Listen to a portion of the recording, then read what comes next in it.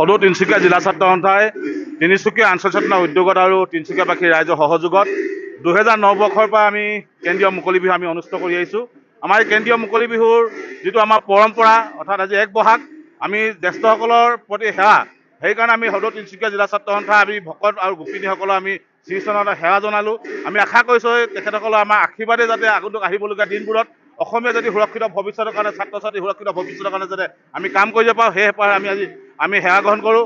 ইতিমধ্যে আমাৰ মুকলি বিহুৰ লগত সংগতি ৰাখি কিনি তিনিচুকীয়া আঞ্চলিক ছাত্ৰ সন্থাই তিনিচুকীয়াৰ বিভিন্ন সাংস্কৃতিক ক্ষেত্ৰত অৱদান আগবঢ়োৱা আৰু এই বছৰ প্ৰধানকৈ সোণোৱাল কছাৰী সাংস্কৃতিক ক্ষেত্ৰত অৱদান আগবঢ়োৱা আমাৰ সকলো শ্ৰদ্ধা দীননাথ সোণোৱাল ডাঙৰীয়াক তিনিচুকীয়া আঞ্চলিক ছাত্ৰ সন্থাই শিল্পীপাণ বঁটা হিচাপে আমি বঁটা আজি প্ৰদান কৰা হ'ব। তাৰ সমান্তৰালভাৱে তিনিচুকীয়া আঞ্চলিক ছাত্ৰ সন্থাৰ যি মুখপাত্ৰ গতি ইয়াত আজি উন্মোচন কৰা হ'ব। ইতিমধ্যে আমাৰ সদৌ সঞ্চালক সন্মানীয় সাধাৰণ সম্পাদক সমীৰণ ফুকন ডাঙৰীয়া ইতিমধ্যে আমাৰ মাজত আহি উপস্থিত আছে।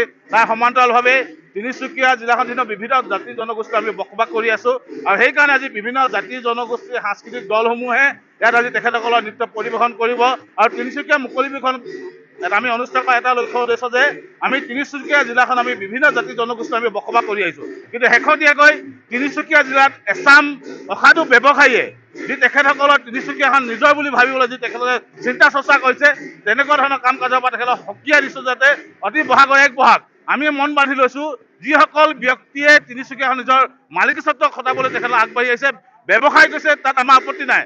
যেতিয়ালৈকে আমাৰ তিনিচুকীয়া হওক বা অসমৰ নিজৰ কৃষ্টি সংস্কৃতি ভাষা যেতিয়ালৈকে গ্ৰহণ কৰিব নোৱাৰে তেতিয়া তেওঁলোকে অসমীয়া হ'ব নোৱাৰে। তেখেতসকল বনিয়া হৈ থাকিব। সেইকাৰণে যিসকল বনিয়াই তিনিচুকীয়া জিলাখনৰ বিভিন্ন জাতি জনগোষ্ঠীৰ মাজত এটা সংঘাতৰ সূত্ৰপাত লিপ্ত কৰিবলৈ চেষ্টা কৰিছে।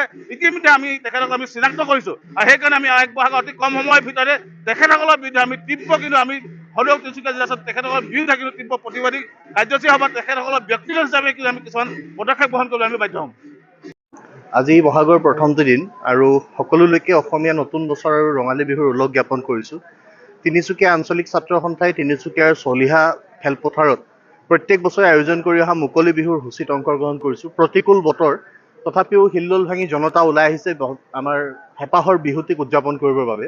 যদিও এবাৰ এই বিহু আমাৰ বাবে কিছু উৰুঙা উকা, প্ৰাণৰ শিল্পী জুবিন গাৰ্গ অবিহনে প্ৰথমটি বিহু আৰু প্ৰথম পহিলা বহাগ যিটো দিনত আমি তেখেতৰ ৰিক্ত অনুভূতি হৃদয়ত অনুভৱ কৰিছোঁ। প্ৰত্যেকজন অসমীয়া মানুহে জুবিন গাৰ্গৰ অনুপস্থিতি খুব অন্তৰেৰে সৈতে দুখেৰে সৈতে উপলব্ধি কৰি আছে। আমি আশা কৰিম এই স্থানৰ পৰা আমি পুনৰবাৰ জুবিন গাৰ্গৰ প্ৰতি প্ৰকৃত ন্যায়ৰ দাবী উত্থাপন কৰিছোঁ।